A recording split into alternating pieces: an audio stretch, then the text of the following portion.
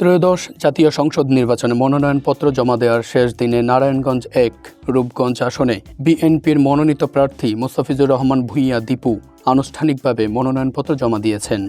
২৯ December সোমবার বেলা ১২টার দিকে তিনি উপজেলা সহকারী রিটার্নিং কর্মকর্তা সাইফুল ইসলামের হাতে মনোনয়নপত্র জমা দেন।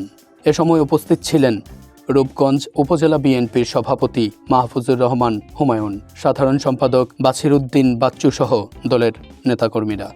মনোনয়নপত্র দাখিলের আগে মোরাপাড়া শিল্পকলা একাডেমির মাঠ প্রাঙ্গণে দেশনেত্রী বেগম খালেদা জিয়ার আশু রোগমুক্তি কামনায় বিশেষ দোয়া ও মোনাজাত অনুষ্ঠিত হয়।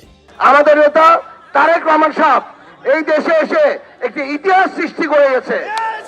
পৃথিবীতে কোন নেতা নাই যার সম্বর্ধনাতে কোটি খানিক লোক হয়েছে। সকলে আমাদের জন্য দোয়া করবেন, এই দল যেন দলের নেতৃত্ব দিয়ে যাতে আমরা আগাইতে পারি। ইনশাল্লাহ আমার দ্বারা যাতে কখনো কোনো খারাপ কাজ না হয়, এটার জন্য আপনারা দোয়া করেন। আল্লাহ যেন আমাকে দিয়ে রূপগঞ্জবাসীর কোনো উন্নয়নমূলক কাজের জন্য যাতে রাখে, এটার জন্য আপনারা দোয়া করেন। মনোনয়ন দাখিল শেষে সংক্ষিপ্ত বক্তব্যে মোস্তাফিজুর রহমান ভূঁইয়া দীপু বলেন, আজ আমাদের জন্য আনন্দের দিন। ১৭ বছর পর দেশে গণতন্ত্র ফিরে আসছে। আগামী ১২ ফেব্রুয়ারি দেশে নির্বাচন অনুষ্ঠিত হবে। এই নির্বাচনে বিপুল ভোটে ধানের শীষ প্রতীক বিজয়ী হয়ে সংসদে যাবে। মানুষজন জানে কাকে দিয়ে স্বপ্ন বাস্তবায়ন করা যাবে রূপগঞ্জের, কাকে দিয়ে রূপগঞ্জের উন্নয়ন করা যাবে। ইভেন রূপগঞ্জের উন্নয়নের কথা চিন্তা করে আশা করি মানুষজন আমাকেই ইভেন ধানের শীষের প্রতীকে থাকবে, এই আশাই আমি ব্যক্ত করছি। তিনি আরও বলেন, আমাদের নেতা তারেক রহমানের নেতৃত্বে দেশে গণতন্ত্র পুনরুদ্ধার হবে। সবাই দোয়া করবেন দেশনেত্রী বেগম খালেদা জিয়া যেন দ্রুত সুস্থ হয়ে আগামী নির্বাচন পরিচালনা করতে পারেন।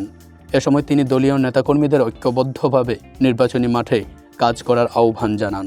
রূপগঞ্জের যেই ধানের শীষ প্রতীকটা আমি পেয়েছি, এটা আমি বলবো রূপগঞ্জের আমার সাথে আমি দীপু ভূঁইয়া হওয়ার পিছনে হাজার হাজার লাখ লাখ আমার সাথে আমার নেতাকর্মীরা জড়িত। তাদের শ্রমের বিনিময়ে আমি আসলে এটা পেয়েছি। আসলে আমি তাদের এই শ্রমের কখনো আমি এই ঋণটা শোধ করতে পারবো না, যে ওনারা আমার সাথে সবসময় বিগত এত বছর ১৭ বছর বিভিন্ন হামলা মামলা সবসময় ছিল। আশা করি ওনারা সামনের আমার সাথে থাকবে থেকে যদি আমি বিজয়ী হই, রূপগঞ্জটাকে সুন্দর একটা স্বপ্নের রূপগঞ্জ সাজানোর সাথে সবাই একত্রে মিলে আমরা সাজাবো।